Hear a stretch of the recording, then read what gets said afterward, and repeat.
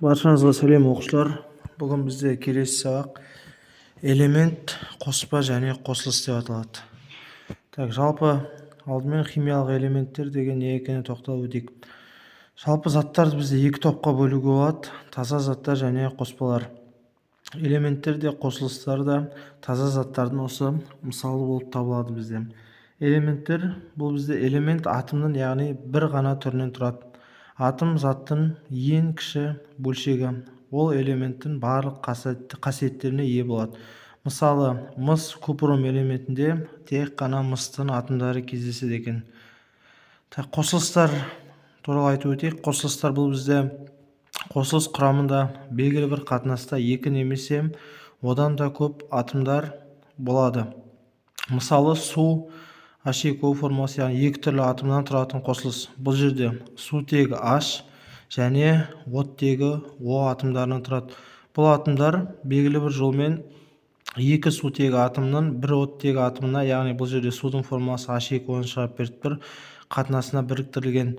Егер қатынас екінің екіге қатынасындай болатын болса, бұл қосылыс емес. Бұл қосылыс бізде суға емес, яғни сутек пероксидіне айналып кетеді. Яғни оның формуласы H2O2. Бұл бізде дезинфекциялаушы, яғни тазартқыш зат ретінде қолданылады. Бірінші жағдайымызда бізде судың H2O молекуласы көрсетілген. Келесі сутек пероксиді, яғни H2O2-ның молекулаларының құрылымы көрсетілген. Енді қосылыстардың қасиеттері. Қосылыстың оны құрайтын атомдардың өзгеше физикалық және химиялық қасиеттер болады. Мысалы, сұйық су бөлме температурасында газ күйінде кездесетін сутегі мен оттегіден тұрады. Судың қасиеттері бізде ерекше болып келеді. Қоспалар бұл екі немесе одан да көп таза заттардың қосындысы. Қоспаларда құрамдас заттардың химиялық қасиеттері өзгермейді. Яғни қоспалар бізде біртекті және әртекті болып екіге бөлінеді.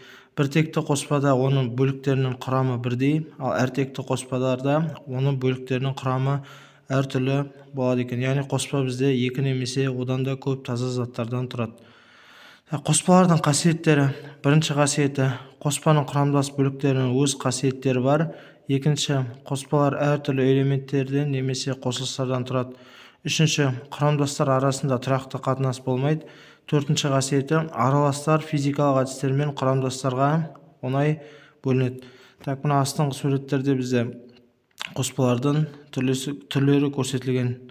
Яғни бірінші суретте бізде судың секермен қоспасы, яғни екінші суретте біздің судың құммен қоспасы көрсетілген. Енді бекіту тапсырмасын өздеріңіз орындап көріңіздер. Яғни бұл дұрыс немесе бұрыс деп аталады. Ауа газдар қоспасы дұрыс немесе бұрыс өзіңіз салып осы тапсырманы орындап көріңіз.